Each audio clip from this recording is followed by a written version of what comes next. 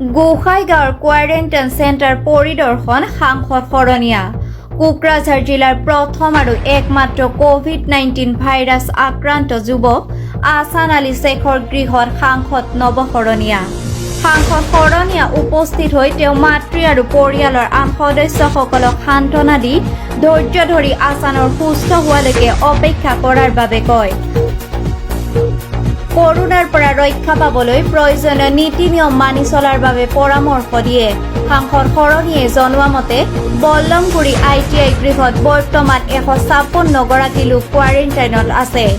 এইসকল লোকে একেটা কোঠাতে সামাজিক দূৰত্ব বৰ্তাই নাৰাখি জুম বান্ধি থকাও পৰিলক্ষিত হৈছে। সাংসদ শৰণীয়ে কেন্দ্ৰটোত উপস্থিত হৈ তাত আৰক্ষীৰ বাহিৰে আন কাকো দেখা পোৱা নাই। স্বাস্থ্যকৰ্মী তথা প্ৰশাসনিক কোনো বিষয়া কৰ্মচাৰীৰ উপস্থিতি নেদেখি তেওঁ ফোনযোগে উক্ত কোৱাৰেণ্টাইন চেণ্টাৰৰ দায়িত্বত থকা কচুগাঁও ব্লক স্বাস্থ্য বিষয়াৰ সৈতে বাৰ্তালাপ কৰে।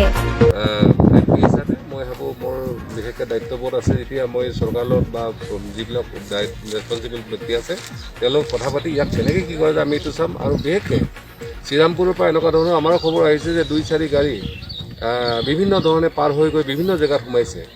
এইটো কোনো ইনফৰ্মেশ্যনো নাই আৰু হয়তো ইয়াত কিবা কিবিকৈ তেওঁলোকে অলপ কাইদা কৌশলকৈ গুচি যায়। গতিকে এইটো কিন্তু বৰ বেয়া কথা হৈছে। এইটো মানে সমগ্ৰ অসমৰ ৰাইজৰ কাৰণে বা নৰ্থ ইষ্টৰ কাৰণে এইটো ভয়ংকৰ ঘটনা হৈছে।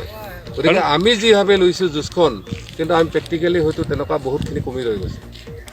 যিটো দেখিলোঁ মই ইতিমধ্যে মিডিয়া বা হেৰিতো ওলাইছে কথাখিনি, আৰু মই নিজেও যিখিনি খবৰ পাইছোঁ এনেকুৱা বহু গাড়ী এনেকৈ পাৰ হৈ গুচি গৈছে।